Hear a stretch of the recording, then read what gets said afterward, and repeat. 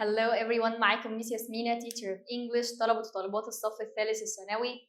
طبعا الفيديو ده هينزل تقريبا وانتوا فاضل على امتحانكم مفيش. المهم يعني ان شاء الله النهارده باذن الله الاسئله الموجوده دي انا عايزاك تركز عليها جدا جدا جدا، لان لو ما جالكش نفس الاسئله هتجيلك نفس الفكره بالظبط. فعايزاك تسمي الله كده وتركز معايا.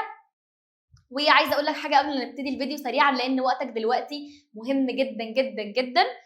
انا عايزاك طالما انت عملت اللي عليك وذاكرت وتعبت، فهي النتيجه مش بتاعتك. يعني ايه؟ سواء دلوقتي في السنه دي او بعد كده في الجامعه او في الشغل او ايا كان، اوعى تفتكر ان انت انا عملت او سعيت كذا كذا كذا وعملت كل حاجه عليا، فانا قاعد مستني النتيجه تيجي زي ما انا عايز بالظبط. مفيش حاجه اسمها كده.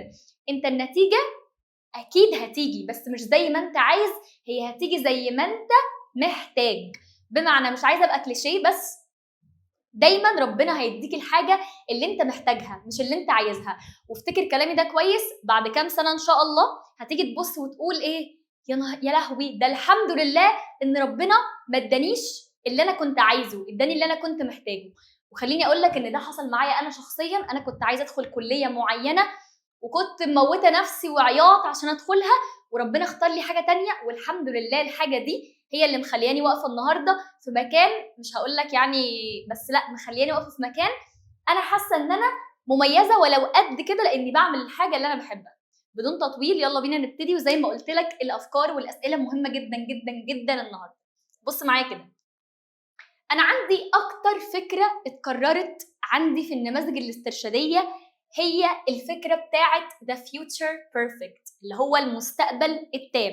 اللي هو خليني اقول لك كان بيتكون الاكتف منه، او الجمله المعلومه كانت بتتكون من will have والتصريف الثالث او V3.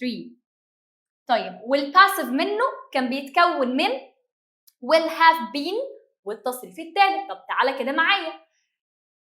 قال لي ان انا عندي الفيوتشر، طبعا النهارده مش شرح، النهارده بس انا بوريك الافكار اللي تركز عليها.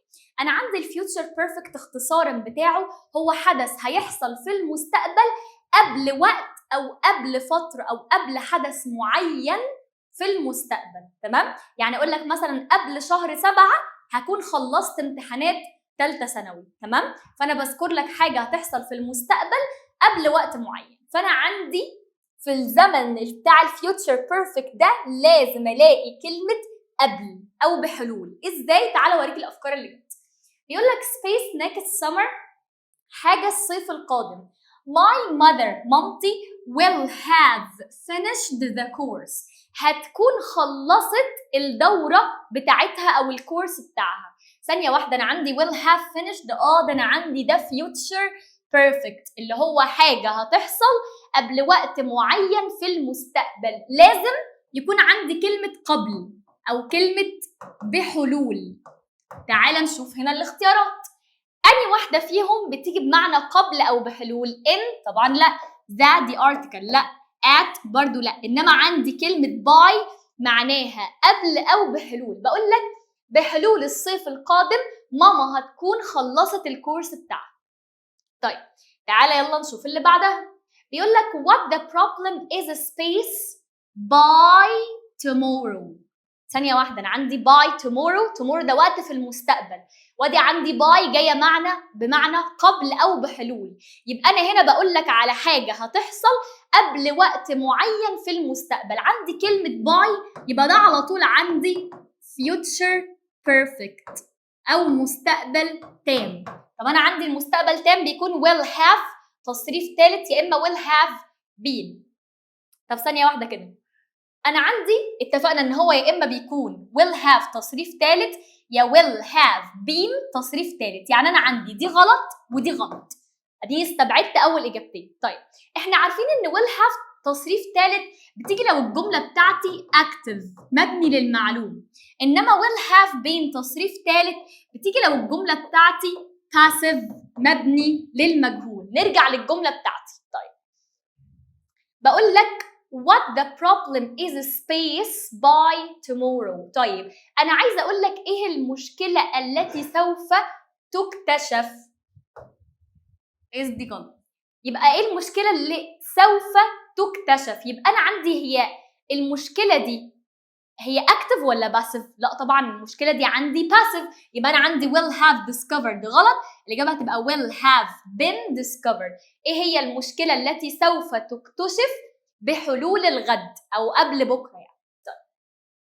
انا بس عايزاك تركز معايا في الافكار مش في الاسئله، ارجوك حاول تفهم الفكره بتاعت السؤال مش السؤال نفسه. يعني حد يبص للسؤال كده انا هقعد احفظ السؤال، يعني ايه؟ ما هو انا عايزاك تحفظ يعني او تفهم الفكره نفسها. الفكره بتاعتي بتقول ايه؟ بتقول لي ان انا لو لقيت عندي وقت حاجه هتحصل قبل وقت معين في المستقبل فده عندي future perfect. بس خد بالك ان في عندي active مبني للمعلوم وpassive مبني للمجهول.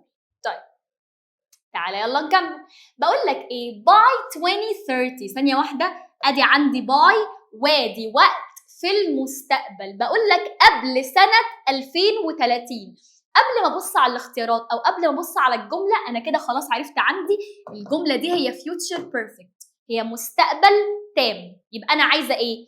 يا عايزه will have تصريف ثالث يا will have been تصريف ثالث. دي لو active ودي لو passive. تعالى ايه نستبعد الباقي. يلا انا عندي had changed، لا مفيش had اصلا. will be changed، لا انا بقول will have تصريف ثالث مش will be، يبقى الاجابه عندي will have been changed. بقول لك ايه؟ by 2030 قبل 2030 a lot of things in our life، اشياء كتيره في حياتنا space thanks to modern technology، اشياء كتيره في حياتنا هتتغير او سوف تتغير بفضل التكنولوجيا الحديثه. يبقى انا عندي اهو ادي السؤال اللي بعده نفس الكلام. السؤال بيقول لك ايه؟ by next July، يعني قبل يوليو اللي جاي. انا كده الميس قالت لي ثانيه واحده، يبقى انا كده عندي وقت في المستقبل وحاجه هتحصل قبل ما الوقت ده يجي، يبقى ده عندي future perfect اللي هو المستقبل التام، اللي هو يا will have تصريف ثالث يا will have been تصريف ثالث. لو سمحت تبقى سمع لنفسك القاعده قبل ما تنزل تحت على الاختيارات وتلخبط نفسك. طيب تعالى يلا نستبعد مع بعض. would be completed هو المستقبل التام، في would اصلا؟ لا، يبقى دي غلط ودي غلط. طيب will complete، لا طبعا انا عندي will have تصريف ثالث يبقى دي غلط، يبقى الاجابه عندي هتبقى will have been completed. بقول لك قبل يوليو الجاي our exams امتحاناتنا will have been completed، يعني سوف تكون اكتملت، هتكون خلصت. طبعا انا عندي ده بس عشان كده will have been تصريف ثالث. يلا بقول لك ايه؟ according to my schedule، يعني طبقا او وفقا للجدول بتاعي. طبعا هو ممكن ما يجيبلكش باي في الاول عشان الطلبه تتوه، بس ركز في السؤال.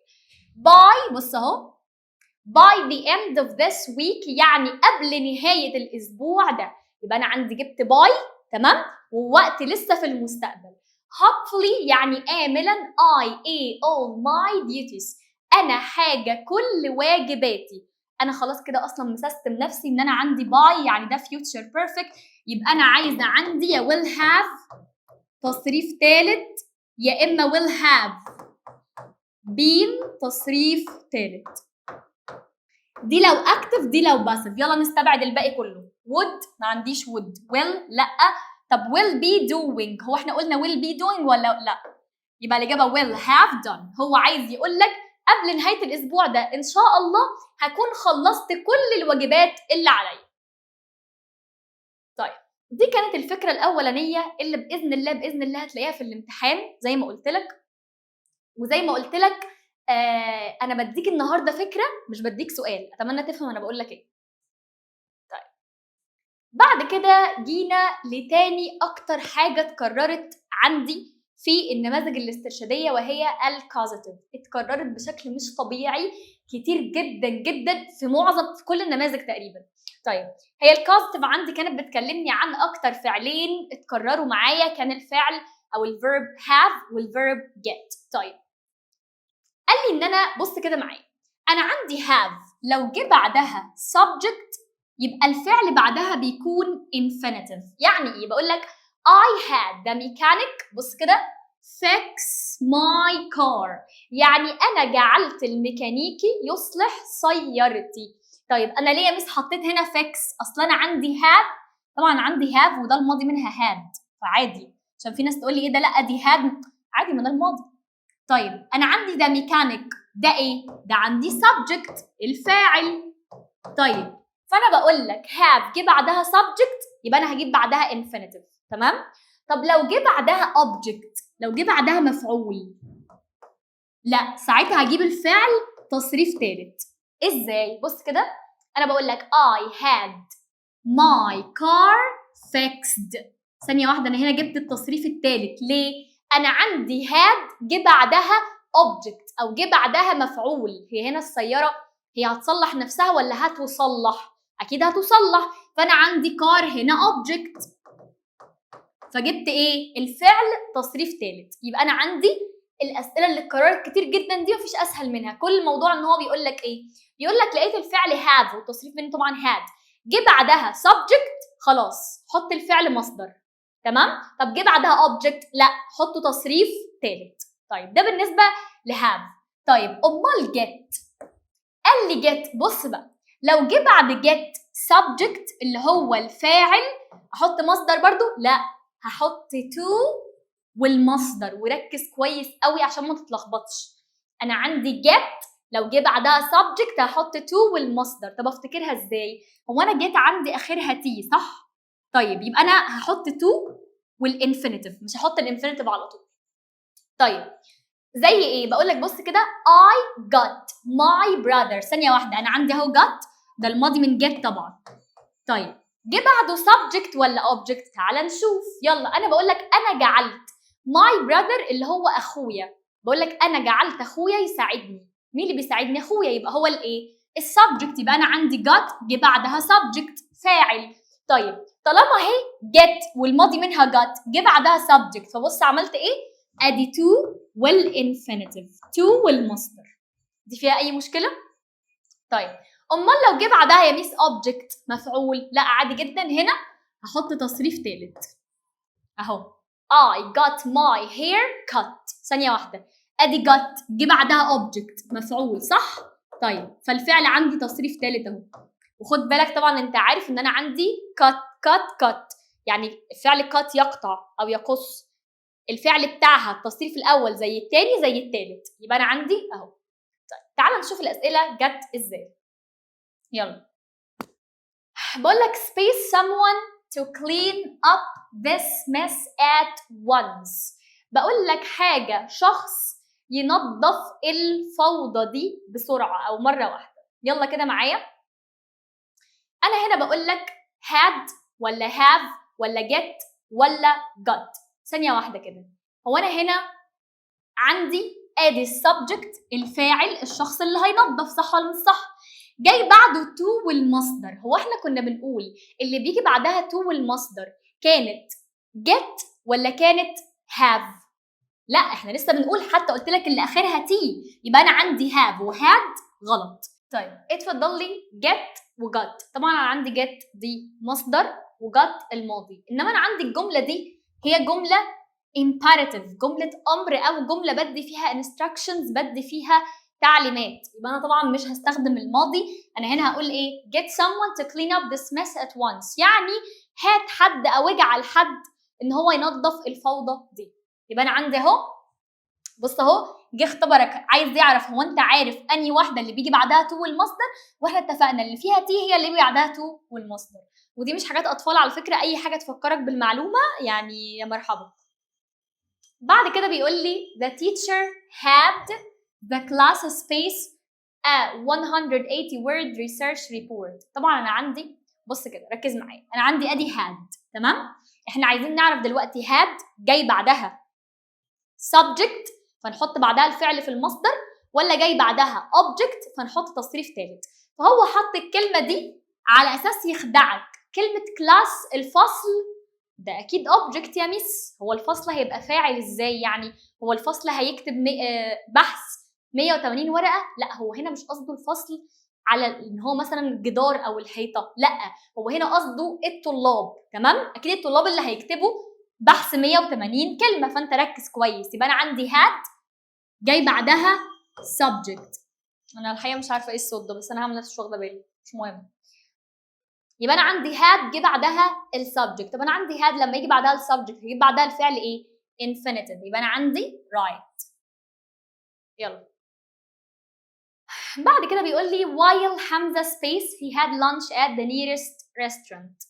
بقول لك بينما حمزة A هو تناول الغداء في أقرب مطعم. ثانية واحدة كده، بص كده معايا.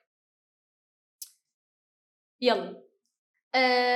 بص معايا، أنا عندي هنا إن إحنا عارفين إن أنا عندي while اللي هي معناها بينما كان بيجي بعدها ال past continuous أو الماضي المستمر، صح؟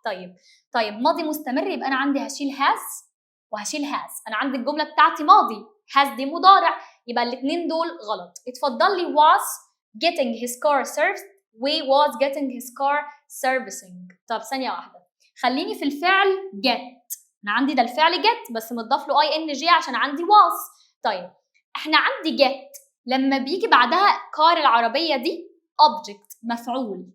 get لما بيجي بعده object، هل يا ترى بيكون الفعل ing ولا بيكون تصريف ثالث؟ أكيد بيكون تصريف ثالث، يبقى الإجابة عندي هتبقى C was getting his car serviced. خدت بالك هو أنا طلعت الإجابة إزاي؟ أنا أول حاجة بدل ما أنت تختار من 4 اختيارات، لا اختار من 2 وبعد كده امشيها استبعاد. الاختيارات بتتحل استبعاد. يبقى أنا أهو الجملة بتاعتي ماضي أشيل المضارع خالص. جينا للفعل get object، لا بيجي بعد تصريف ثالث، تبقى دي غلط. تمام؟ بعد كده بقول لك we are going to get a maid space us at home. ثانية واحدة، أنا عندي أدي الفعل get صح؟ طيب maid اللي هي خادمة، تمام؟ طيب أنا عايزة أقول لك خادمة تساعدنا. طب ثانية واحدة، هي خادمة object ولا subject؟ لا subject دي فاعل. طيب إحنا اتفقنا get لو جه بعدها subject بيجي بعدها إيه؟ مش المصدر قلنا فيها T بيجي بعدها إيه؟ to infinitive، يبقى الإجابة هتبقى إيه؟ to help. بقول لك I space the garage once a month، مرة في الشهر.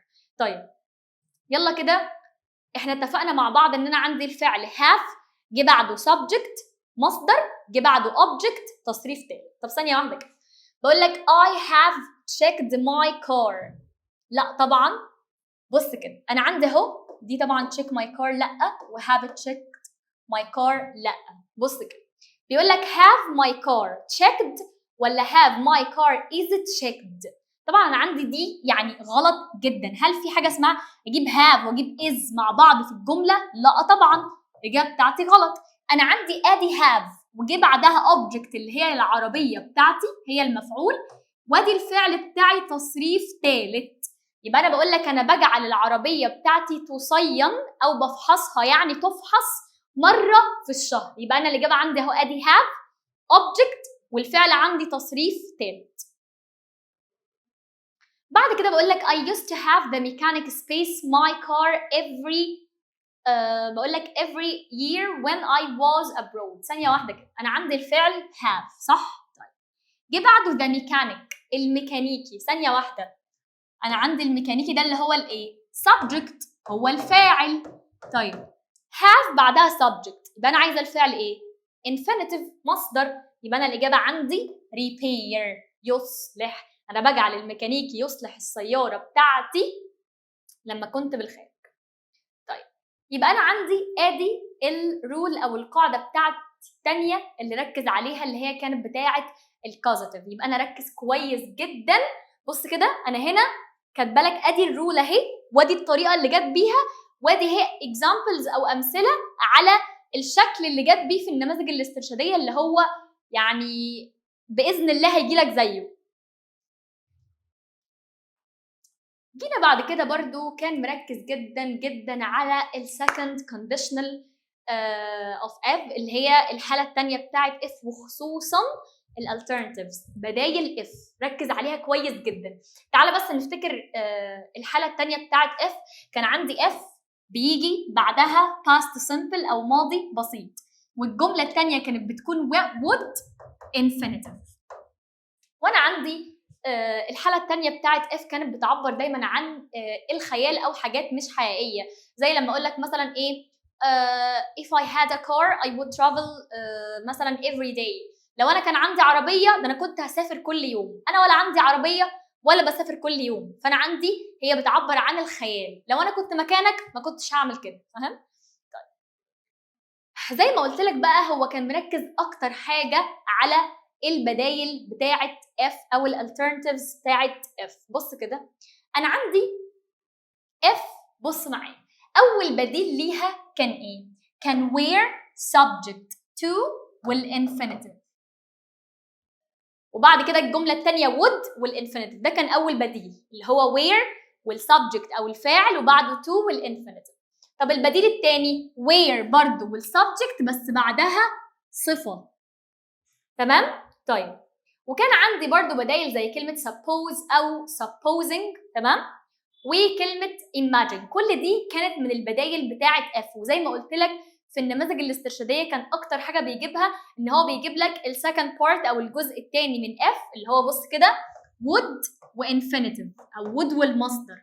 طب انا عندي would والمصدر، يبقى الجزء الاولاني بتاعي كان ايه؟ كان F وماضي بسيط. لا، كان يجيب لك بديل. او انا عايز اعرف انت عارف البدايل بتاعت F ولا لا. يعني ايه؟ بص لي هنا كده، يلا انا بقول لي space hard he would join the main team. ثانيه واحده، would والمصدر يبقى دي الحاله الثانيه بتاعت F، يبقى انا عايزه هنا past simple ماضي بسيط، صح؟ طيب تعالى كده if he trains، هو ده ماضي؟ لا ده مضارع، يبقى دي غلط. where he to train سيبها. unless he trained، ثانيه واحده، دي ماضي بسيط صح، بس انا عندي unless معناها لو لم. هو انا هقول لك لو لم يتدرب بجد هو كان فاز بالماتش؟ لا ازاي يعني؟ يبقى انا عندي دي معنى غلط. طيب انا عندي had he trained، انا عندي had فعلا من بدايل F بس ما بيجيش بعدها تصريف ثالث، بيجي بعدها noun اسم، يبقى انا عندي دي كمان غلط. يبقى الاجابه بتاعتي هي دي البديل بتاع F اللي هي where والسبجكت وبعدها to والinfinitive، يبقى هي دي الاجابه بتاعتي. where he to train hard he would join the main team. يبقى انا عندي اهو ادي اول سؤال جه على السكند كونديشن. بعد كده بيقول لي ايه؟ space you could have your own decision. ثانيه واحده كده، انا هنا بقول لك ايه؟ انا هنا بقول لك space you could have your own decision. ثانيه واحده، انا عندي الجزء الثاني بيكون يا اما would يا could والمصدر، ادي اهو could وجاي بعدها الانفينيتيف المصدر، صح؟ طيب انا عندي بيقول لي الجمله الاولانيه انا عايزه بعدها ايه؟ انا عايزه past simple او ماضي بسيط. تعال نشوف هنا ايه هي الماضي. suppose you are in charge، are دي طبعا عندي مش ماضي يبقى غلط. بقول لك unless you had in charge، لو لم تكن مسؤول انت كنت هتتخذ القرار بتاعك؟ طبعا لا، ازاي؟ كمعنى مش نافعه. طيب when you had been in charge، طبعا الاجابه بتاعتك غلط، مستحيل. الاجابه هتبقى ايه؟ بص كده were you in charge، دي هي الاجابه. ليه؟ طب هي يا مس مش where بيجي بعدها to infinitive، بس برضو بيجي بعدها صفه، وin charge دي معناها مسؤول، يبقى هي دي الاجابه بتاعتي. زي ما انت شايف كده هو ما كانش بيجيب السؤال على القاعده نفسها على قد ما كان بيجيب البديل بتاع F.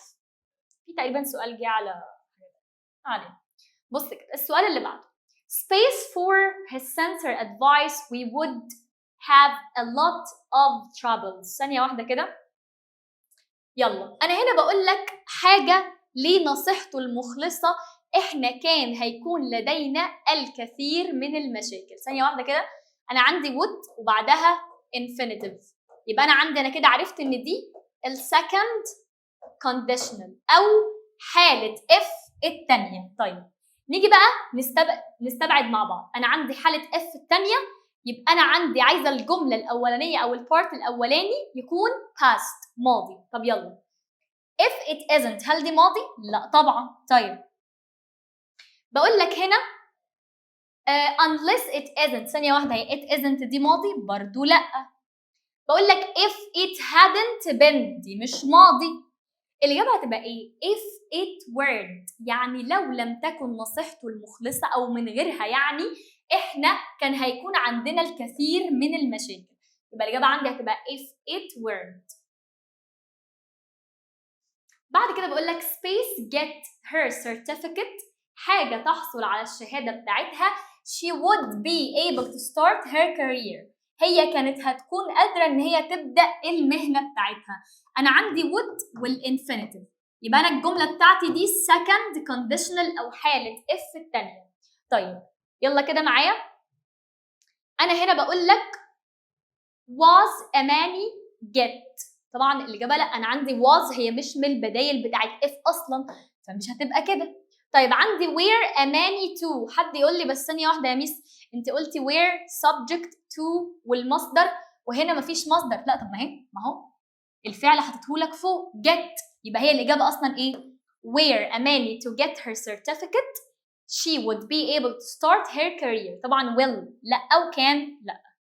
يبقى أنا عندي زي ما وريتك كده كل الأسئلة اللي جت في النماذج على السكند كونديشنال أو الحالة الثانية كان ليها علاقة بالالترناتيفز أو بالبدايل بتاعة if، فركز على الجزئية دي كويس جدا. أنا برضو كتبتها لك أهي خط عادي جدا ما فيهاش أي حاجة. تعالى بعدها كان مركز جدا جدا على الفعل raise و rise وعلى الفرق بين الاثنين، والفرق بين الاثنين سهل وما فيهوش اي حاجه، اهم حاجه انت بس تركز كويس في المعنى بتاعهم. ولو انت شايف ان الدنيا مثلا متلخبطه او حاجه عادي ممكن تعلمهم بحاجه، الحاجه اللي انا هعلمها لك دلوقتي او اي حاجه تثبت في مخك، مش لازم الحاجه اللي انا اقولها، المهم ان هي تكون ثابته في مخك. طيب انا عندي الفعل rise بيجي بمعنى يرتفع، يعني حاجه بترتفع لوحدها. بمعنى لو انا مثلا بقول لك ان ايه، ان انا مثلا لما بسخن الميه الدخان بيرتفع، هل انا كده مثلا ماسك الدخان برفعه؟ اكيد لا، ده بيرتفع لوحده. يبقى انا عندي ده كلمه rise، وبتيجي طبعا بمعنى يشرق، يعني اقول لك مثلا the sun rises every day او الشمس بتشرق كل يوم ده.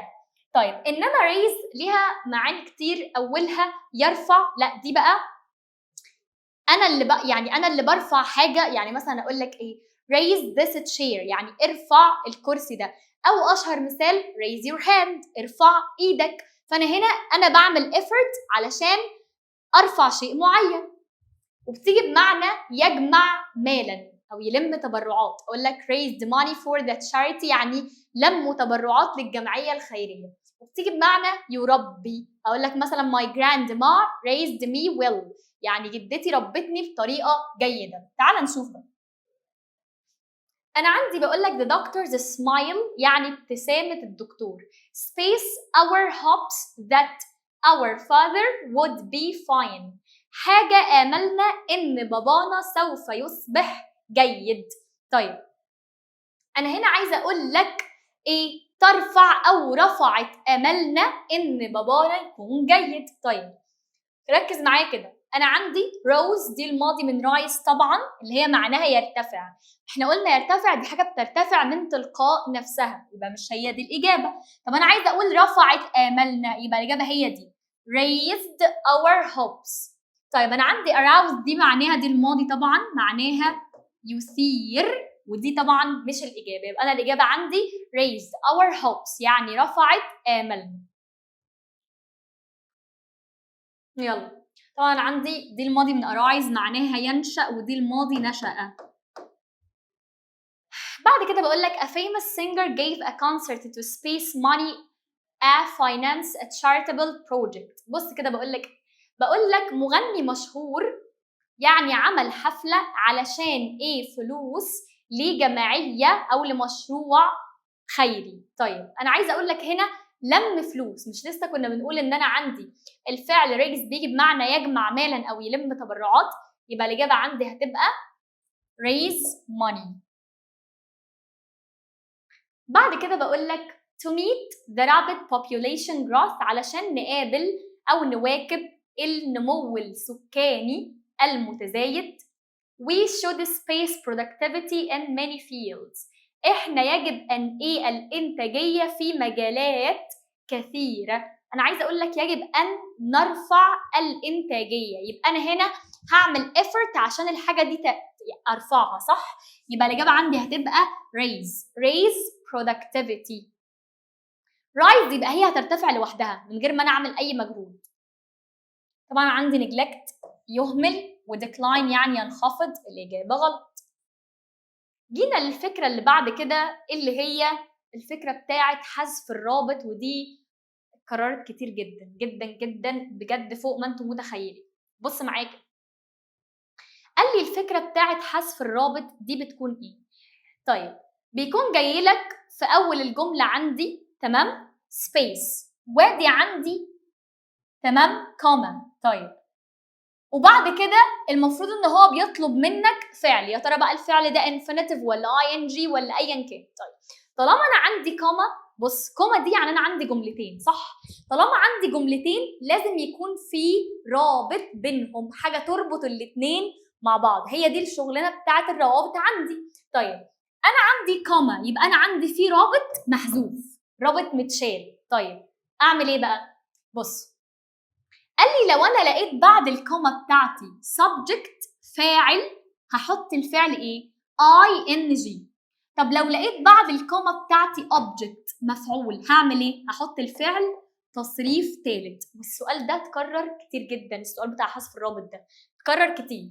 طيب ازاي؟ بص كده معايا، بقول لك space out of the window. بص كده ادي الكوما، كوما يعني هنا في رابط.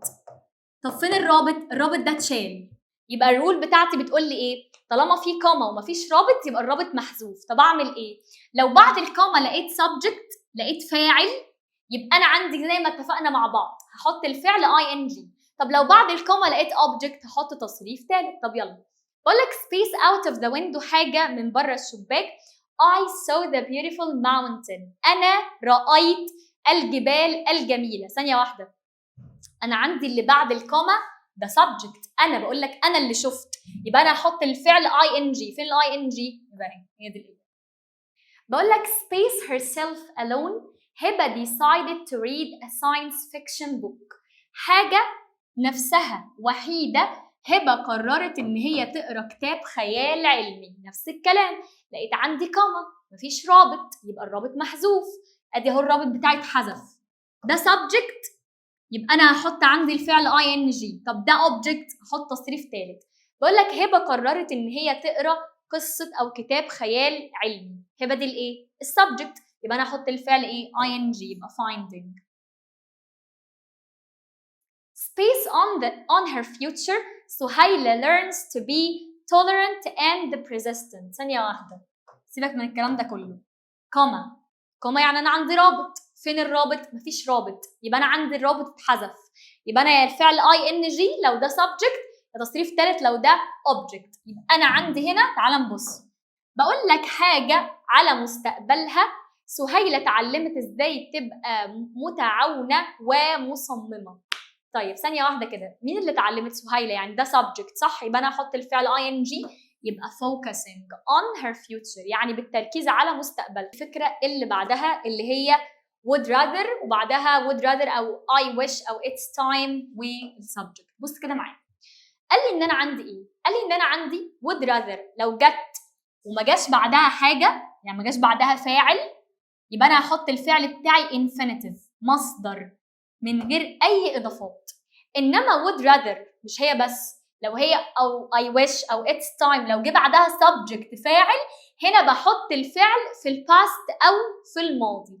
طيب ازاي؟ تعالى كده بص، بقول لك she would rather. ثانيه واحده، لما تلاقي عندك كلمه would rather اقف. ليه؟ لان would rather لو ما جاش بعدها فاعل يبقى انا هحط الفعل مصدر، لو جه بعدها فاعل لا هحط ماضي. طب ثانيه واحده، في هنا فاعل بعدها؟ لا، يبقى she would rather انا عايزه مصدر، في المصدر help. يلا بعد كده I would rather. ثانية واحدة، جت كلمة would rather تاني، بس ثانية واحدة، ده جه بعدها you ده اللي هو الايه؟ السبجكت، الفاعل، صح ولا مش صح؟ more efforts last year. ثانية واحدة، في سؤال بقى، يا ترى يا ميس هحط ماضي تام ولا ماضي بسيط؟ بص كده، لو في إشارة على الماضي زي كلمة last year اللي قدامك دي، لا ساعتها هحط ايه؟ ماضي تام اللي هي had exerted. طب لو مفيش اشاره على الماضي احط ايه؟ ماضي بسيط exerted. يعني انا لو ما كانش عندي last year كنت اخترت exerted. تمام؟ نفس الكلام I wish I spaced my teacher's advice before I joined this college. يلا كده بقول لك I wish I. ثانيه كده، احنا قلنا I wish نفس الكلام زيها زي would rather، لو جه بعدها subject، لو جه بعدها فاعل. طيب يبقى انا ايه؟ عايزه الماضي، لو في اشاره على الماضي يبقى انا ايه؟ هختار ماضي تام. طب انا بقول لك I joined، انضميت، يبقى انا عايزه الماضي التام، يبقى الاجابه هتبقى had considered. طيب دي كانت الفكره بتاعت I wish و I would rather والكلام ده كله، تمام؟ يلا الفكره اللي بعدها، وقرارات كتير برضو، يعني كل فكره اقول لك قرارات كتير من عشان كده جبتها، بس مش مهم. يلا قال لي ان انا عندي كلمه having. مالها بقى كلمه having؟ طيب قال لي ان انا عندي كلمه having بيجي بعدها يا اما تصريف ثالث على طول، تمام، يا اما been والتصريف الثالث. امتى بقى؟ قال لي بيجي بعدها تصريف ثالث على طول لو بعدها في فاعل، انما بيجي been وتصريف ثالث لو في مفعول. ازاي؟ تعالى اوريك. بص كده، بقول لك having space computing course he got a remarkable job. يلا بص معايا كده، انا عندي ادي having اهي، المفروض ان انا عندي having يا اما هيجي بعدها تصريف ثالث اللي هي done، يا اما been وتصريف ثالث، يعني doing و to do غلط، اتفضلي الاثنين. done لو انا عندي subject بعدها فاعل. طيب been done لو انا عندي object بعدها. طب انا عندي he ده الايه؟ السبجكت، يبقى انا هنا اقول having done computing course he got a remarkable job، يعني بإتمامه الكورس بتاع الكمبيوتر هو حصل على وظيفة رائعة. نفس الكلام بقول لك having space the play was a great success. ثانية واحدة، بقول لك حاجة المسرحية كانت نجاح عظيم. ثانية واحدة، يا ترى المسرحية دي السبجكت ولا الأوبجكت؟ هو هنا بقول لك performed، هي المسرحية هي اللي هتمثل نفسها، هي اللي هتأدي نفسها؟ لا طبعا، ستؤدى. يبقى أنا عندي الجملة دي passive، تمام؟ ده الأوبجكت المفعول، يبقى طالما الأوبجكت هتبقى been performed غلط. نفس الكلام having space the criminal was taken to prison. بص كده، يلا انا بقول لك ايه؟ المجرم اخذ للسجن. ثانيه واحده، هو انا عندي هنا the criminal هو السبجكت ولا الاوبجكت؟ يعني الكريمنال انا عندي arrest يعني يعتقل، الكريمنال هو اللي هيعتقل نفسه، هو اللي هيقبض على نفسه ولا هيتقبض عليه؟ يبقى انا عندي دي passive، يبقى having ايه؟ been arrested. يبقى انا عندي ادي الفكره اللي بعدها having تصريف ثالث و having been تصريف ثالث. جينا بعد كده للفكره بتاعت الفعل regret، تمام؟ قال لي ان انا عندي الفعل regret معناه يندم. بص كده، قال لي regret بيجي بعده فعل لو ing لو هو ايه؟ يندم على حاجه عملها. يعني اقول لك مثلا ايه؟ مثلا I regretted going to that park، انا ندمت ان انا رحت الحديقه دي، يبقى انا ندمت على شيء انا عملته، تمام؟ انما regret لو جه بعدها to infinitive to والمصدر يبقى هو ندم او مضطر ان هو يعمل حاجه. يعني اقول لك مثلا I regretted مثلا to say this، يعني انا ندمان ان انا هقول لك الكلام ده. طيب تعال نشوف كده، بقول لك she shouldn't have stayed up late، يعني هي ما كانش المفروض تفضل صاحيه لوقت متاخر. احنا عارفين ان انا عندي should have تصريف ثالث دي بتعبر عن الندم. she regrets space it، هي ندمانه ايه ده؟ احنا اتفقنا ان انا عندي regret بعدها ing، يبقى هي ندمانه على حاجه عملتها، وهو ده اللي جاي في الجمله. يبقى الاجابه مش to do ان هي هتعمل، لا ده بقول لك هي كان لازم، يبقى الاجابه regret doing. I regretted space summer the news when her face turned pale. بقول لك انا ندمت حاجه لسمر الاخبار لما وشها بقى شاحب. pale يعني ابيض، مش قصده ابيض يعني قصده شاحب اللون، لما نقول لحد وشك اصفر. يبقى I regretted ايه؟ telling، انا ندمت اني قلت لها، انا قلت لها خلاص. بعد كده كان في جملتين او كام جمله كده جت على الادجكتيف والادفيرب. الادجكتيف اللي هي الصفه، والادفيرب اللي هو الحال. طبعا انا عندي كلمه adjective صفه، هي بتيجي توصف لي الناون او البروناون، توصف الاسم او الضمير. يعني اقول لك مثلا education is important، التعليم مهم، important دي صفه، جت وصفت التعليم. يا اما اقول لك it is important، انه مهم. انا عندي مهم دي وصلت it اللي هي بتعود على التعليم يعني. انما الادفيرب من اسمه adverb بيوصف ايه بقى؟ قال لي بيوصف الفعل. يعني اقول لك ايه؟ you are doing well، يعني انت بتقوم باداء جيد. كلمه well دي adverb او حال وصفت لي الفعل بتاعك. انما لو عايزه اوصفك انت اقول لك you are good، انت جيد. تمام؟ طيب، ويعني في معظم الحالات لما بعوز اخلي الصفه حال بحط لها في الاخر ال واي، ما عدا طبعا الirregular adverbs. اقول لك you have made lots of mistakes، انت عملت اخطاء كتير جدا. please work space next time، من فضلك اعمل ايه المره القادمه. طيب ثانيه واحده كده، لو انت خدت بالك هنا هو جايب لك most اللي هي بتكون صيغه تفضيل، ومور اللي هي بتكون في المقارنه بين حاجتين. طب يلا، هو انا في الجمله اللي قدامي دي يا ترى دي صيغه تفضيل، يعني انا بفضل حاجه على الباقي، ولا انا بقارن بين حاجتين؟ لا، انا بقارن بين حاجتين، بقارن بين المره اللي فاتت والمره اللي انت هتعملها. بقول لك انت عملت اخطاء كتير، ادي الحاجه الاولانيه، خلي بالك المره اللي جايه. يبقى دي حاجتين، يبقى انا عندي دي ودي غلط. طيب اتفضل لي more carefully و more careful. طب انا عارفه ال واي دي بتكون adverb حال وبيوصف لي الفعل، انما careful دي adjective صفه وبتوصف الاسم. تعال نشوف اللي هنا، بقول لك work اشتغل، يبقى انا هوصف العمل او الطريقه اللي هتعمل بيها. يبقى انا هقول لك more carefully، اعمل بحرص اكتر. Having much money doesn't space mean that you can buy anything you want. طيب بقول لك ان انت معاك فلوس كتيره، لا، عايزه اقول لك ليس بالضروره يعني ان انت تشتري كل حاجه انت عايزها. طيب انا هنا بص كده معايا، انا عايزه اقول لك، انا عايزه اوصف ان هو ليس بالضروره. يعني ايه اصلا كلمه بالضروره؟ doesn't necessarily mean that you can buy anything. تمام؟ كلمه necessary دي صفه معناها مهم. هقول لك ليس مهم يعني انك تشتري كل حاجه انت عايزها، لا، ولا اقول لك ليس بالضروره يعني، يبقى هي دي.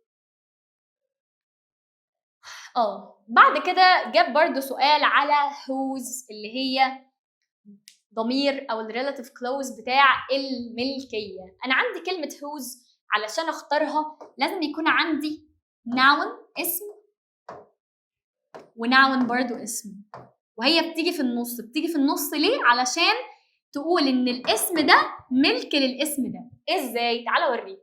هو السؤال ده ما كانش تريك، بس هو كان ايه يعني، عشان بس كلمه stay.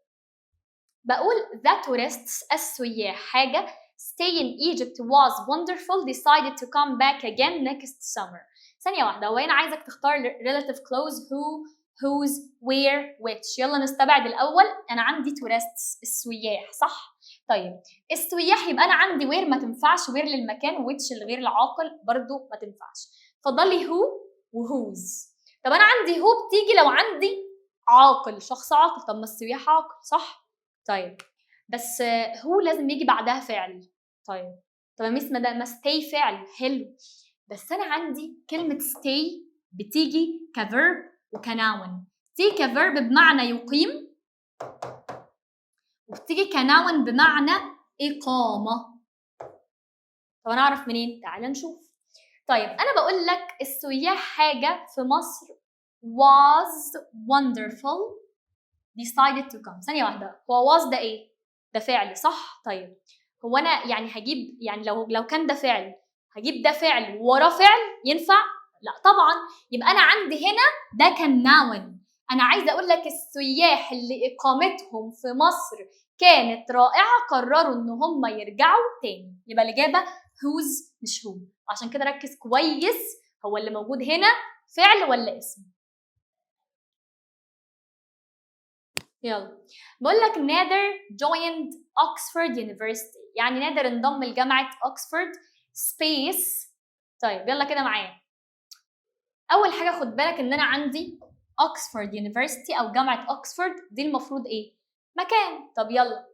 where council strict admittance conditions were put ولا whose council put strict admittance conditions ولا which council. طب ثانيه واحده كده. يلا انا عايزه اقول ايه؟ عايزه اقول نادر انضم لجامعه يونيفرسيتي اللي المجلس بتاعها، يعني بص كده معايا، انا عندي كلمه council ده مجلس صح؟ طيب مش ده اسم؟ وده كمان اسم. طب ثانيه واحده، احنا لسه كنا بنقول اسمين، ايه اللي هيجي في النص بين الاتنين؟ حاجه تقول ان ده ملك ده، وفعلا انا عايزه اقول ان ايه؟ جامعه اوكسفورد اللي المجلس بتاعها يضع قوانين صارمه. تمام، يبقى هي الاجابه عندي whose. بعد كده يعني دي بنت ثالثه اعدادي عموما بس ما علينا. انا عندي كلمه proud of بيجي بعدها noun او اسم، انما proud to بيجي بعدها infinitive، واحنا اصلا عارفين ان to بيجي بعدها infinitive verb او فعل في المصدر. فبص معايا كده، انا بقول لك all the clubs are proud space take part in the club او the club world cup. بص كده معايا، انا بقول لك كل النادي فخور. ثانيه واحده، احنا لسه متفقين of لو جه بعدها noun، to لو جه بعدها verb. طب انا عندي take، لا ده verb take part in معناه يشارك فيه، يبقى الاجابه to. ودي برضو جت كده. طيب احنا عارفين ان انا عندي it لما بيجي بعدها مده زمنيه وبعد كده since وبعد كده ماضي بسيط. يعني ايه؟ بص كده، it's a long time، ادي هي it's جت وادي المده الزمنيه اهي long time وقت طويل. I last saw her وادي عندي الماضي البسيط اهو اللي هو last saw her. يبقى انا عندي الاجابه هتبقى ايه؟ هتبقى since ولا when ولا for ولا ago؟ لا، هي القاعده بتقول لي it's مده since past، يبقى الاجابه since.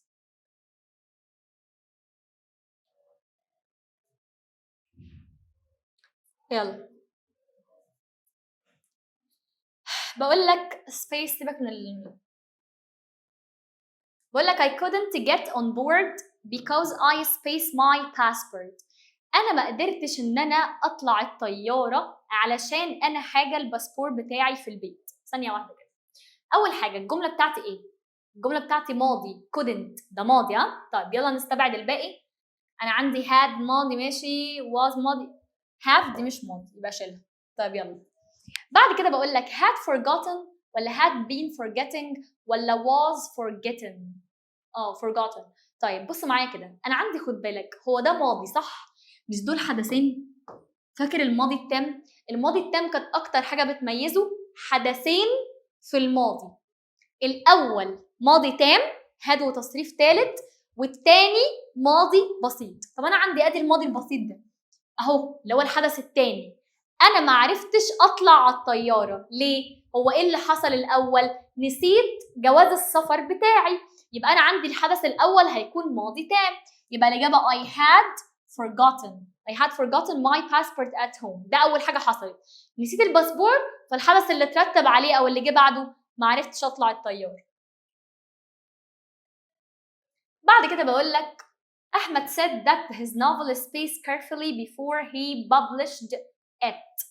بقول لك احمد قال ان الروايه بتاعته حاجه بحرص قبل ما هو ينشرها. ثانيه واحده، هو ايه اللي حصل الاول؟ ان هي تم فحصها الاول او تم مراجعتها الاول. تمام، وقلنا الحدث الاول ماضي تام. طب ثانيه واحده كده، تعال نستبعد بس has غلط لان دي مضارع وانا عندي الجمله بتاعتي ماضي.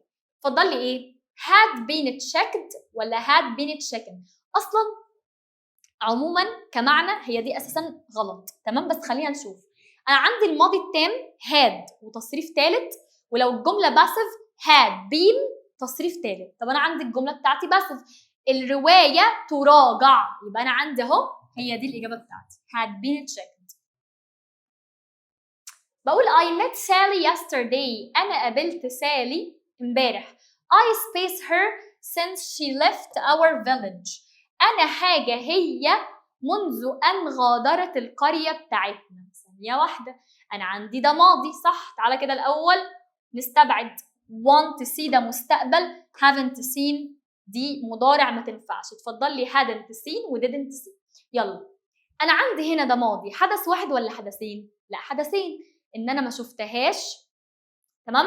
اول الحدث اللي حصل بعد كده ان هي غادرت القريه، واللي حصل الاول ان انا ما شفتهاش، صح؟ يبقى انا عندي الحدث اللي حصل الاول ده اللي هيكون ماضي تام. يبقى الاجابه بتاعتي ايه؟ I hadn't seen her. انا ما شفتهاش منذ ان غادرت القريه.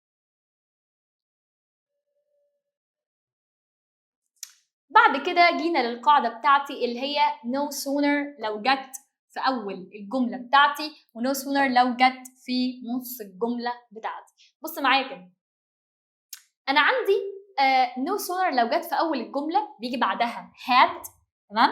وبعدها السبجكت الفاعل وتصريف ثالث وthan وpast simple، تمام؟ طيب امال لو جت في نص الجمله زي كده، انا بص هعمل ايه؟ هجيب السبجكت وهاد في الاول واكمل الجمله عادي. يعني هتبقى subject had no sooner تصريف ثالث than والpast simple. طب تعالى نشوف كده، بيقول لك هنا ايه؟ يلا بيقول لك which sentence is structurally correct؟ انهي جمله التركيبه بتاعتها صح؟ طب يلا كده معايا. اول حاجه كده خليك ذكي، انا عندي هنا no sooner كلهم. طيب no sooner ما بيجيش معاها when، يبقى انا هشطب على الاثنين دول. when بتيجي مع hardly و scarcely، يبقى الاثنين دول غلط ما بيجيش معاها. تعال نشوف كده، هنا no sooner جت في اول ايه؟ جت في اول الجمله. طيب وهنا جت في النص. طب ثانيه واحده، هي لما تيجي في النص بيجي السبجكت وبعده had، صح؟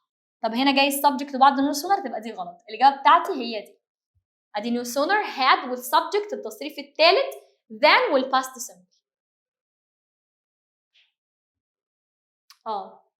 بعد كده جات لي القاعده بتاعت الانفرجن اللي هي ان انا بشقلب. ايه بقى؟ قال لي لو الجمله بتاعتي بدات بنفي. يعني ايه بدات بنفي؟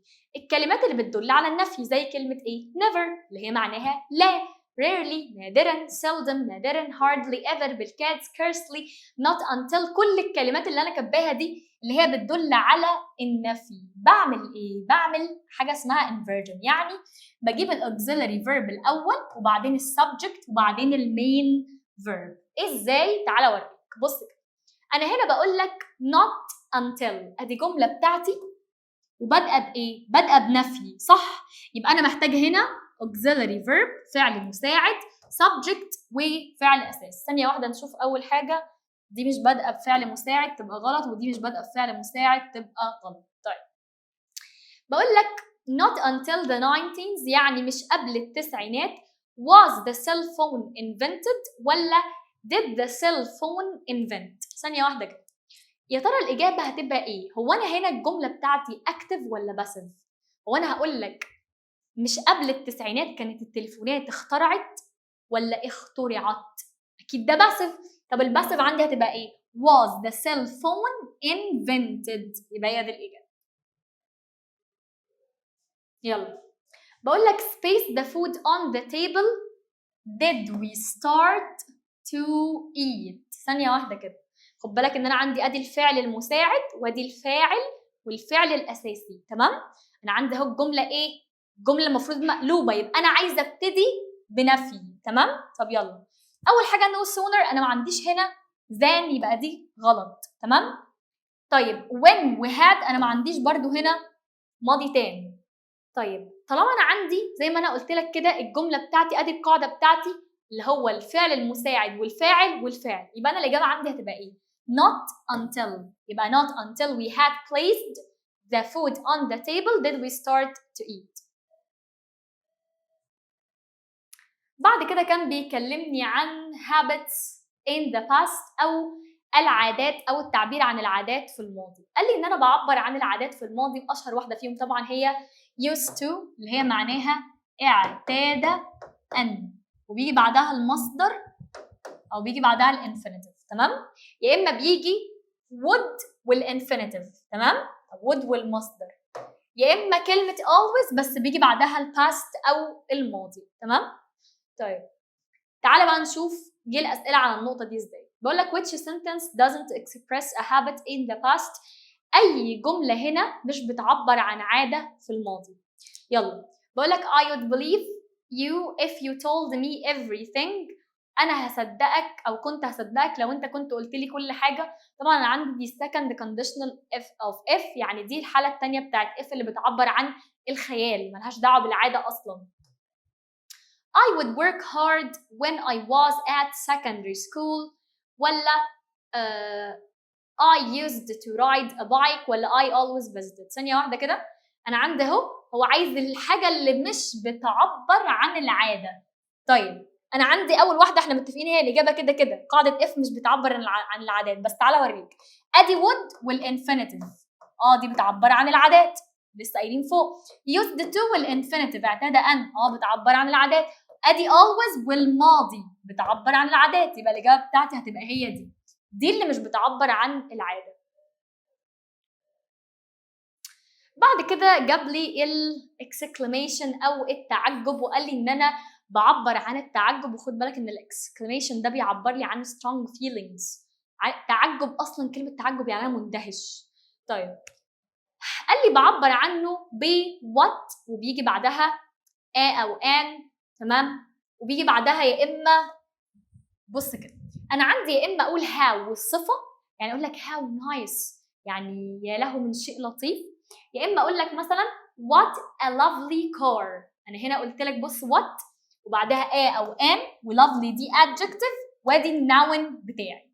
يبقى انا اقول اهو يا اما اقول لك مثلا what a nice car، اهو ادي what و a وادي الادجكتيف والاسم. يا اما اقول لك ايه، بص كده خلينا اهو فوقيها how nice يعني يا له من شيء رائع. تمام، تعال نشوف الاسئله يلا. بقول لك how lucky you are how quickly she answered. طبعا جايب لك هنا اسئله عليها. بص هو بقول لك how lucky ادي how جاي بعدها الصفه، تمام، how quickly جاي بعدها الحال. عندي how ممكن يجي بعدها صفه وممكن يجي بعدها حال عادي كده. طيب وهنا بقول لك ايه اهي ادي السبيس او النقط a large house you have got. ثانيه واحده، انا عندي هنا exclamation mark او علامه تعجب، يبقى دي جمله تعجبيه، يبقى انا هشيل so such. انا عندي بتعجب يا بهاو يا بوات. طب انا عندي وبعدها صفه وناون، يبقى هاو ولا وات؟ لا طبعا وات، لان انا عندي هاو بيجي بعدها يا صفه يا حال، يبقى الاجابه وات. بعد كده عندي اخر حاجه هنا جه سؤال عليها، وبرده يعني دي معلومه في ثالثه اعدادي، بس برده انا عندي كلمه been in دي معناها مقيم فيه، تمام، قاعد ماكث في مكان معين. عندي been to راح ورجع، يعني اقول لك مثلا ايه I have been to Alex. have been دي معناها ان انا رحت ورجعت. طب امال لو قلت لك I have gone to Alex، انا رحت ولسه هناك انا ما رجعتش. تمام. اوكي يا حبايبي، كده دي كانت اخر حاجه معانا واخر فكره النهارده. اتمنى تركز على الافكار دي، واتمنى تكون استفدت مني حتى لو بمعلومه واحده، وطمنوني عليك بعد الامتحان، و see you.